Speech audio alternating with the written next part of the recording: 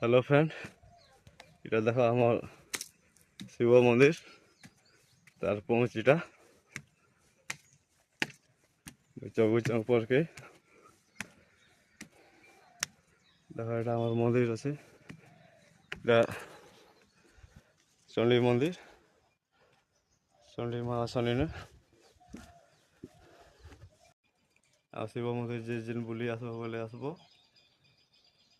এটা বর্তমান মন্দির সাইড না আছে, গেট দেওয়া হয়েছে, ভিতরে সবই নেই হয়।